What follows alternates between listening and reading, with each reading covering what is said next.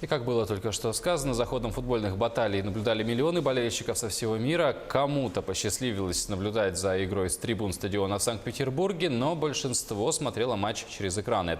В Якутске болельщиков не меньше, чем в других городах России. Вместе с ними в атмосферу игры окунулся Андрей Погорелов. Они напишут новую страницу футбольной истории. Сборная России, сборная Египта уже вышли на поле, а это значит, что уже через несколько минут начнется долгожданный матч. Соперники подошли ко второму туру матча группового этапа в совершенно разном настроении. Хозяева блестяще справились с психологическим давлением и одержали крупную победу над Саудовской Аравией. А вот Египет потерпел обидное поражение на последних минутах. Несмотря на столь позднее для Якутии время, поддержать национальную сборную пришли десятки болельщиков. И это только в одном месте. Никто из собравшихся в победе нашей команды не сомневался. Конечно, ставлю на Россию 2-1 или 2-0. Неважно, главное, чтобы была победа. Нам нужна только победа сегодня.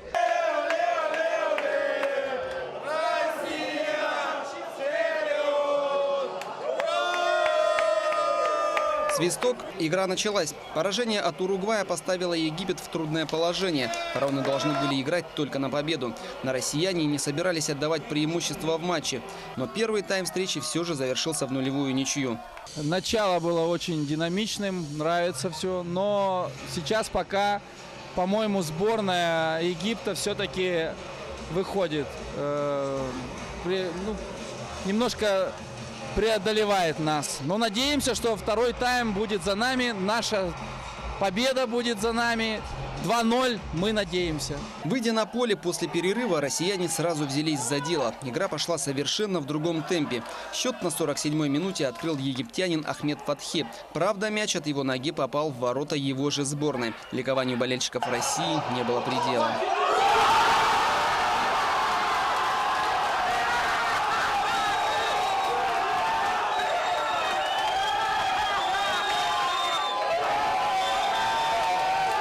Преимущество россиян на 59-й минуте удвоил Денис Черышев, а спустя 3 минуты Артем Дзюба довел счет до разгромного 3-0. Но несмотря на реализованные пенальти, Мохаммедом Салахом подопечные Станислава Черчесова одержали уверенную победу со счетом 3-1. Вдохновленные победой российские болельщики уверены в дальнейшем успехе нашей сборной. Ну, надеемся, что Россия будет в финале. Мы очень на это надеемся, да. Потому что, наш чемпионат, мы должны как-то проявить себя. Мы уже хорошо проявили себя, вышли в плей-офф. И 2 победы, 1 в сухую и 2 тоже разгромная. В принципе, 3-1. Достойно, очень достойно. Обыграв Египет, сборная России повторила рекорд 84-летней давности, забив 8 мячей в 2 стартовых матчах чемпионата мира по футболу. Российские футболисты набрали максимально возможные 6 очков и приблизились к первому в своей истории выходу в 1/8 финала.